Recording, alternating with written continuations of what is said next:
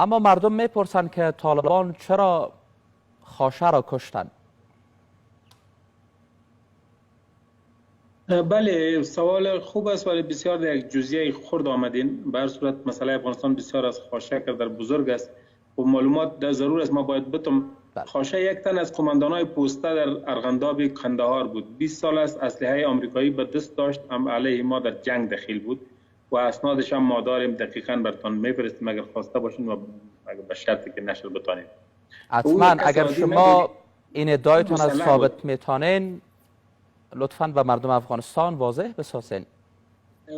واضح است. ویدیوهایی را اگر شما در صفحات اجتماعی از خاشه ببینید مسلح است، اسلحه به دست داره، طرفدار آمریکایی ها بود، حال هم علیه ما در جنگ بود، تسلیم نشده بود، به زور گرفته شده بود.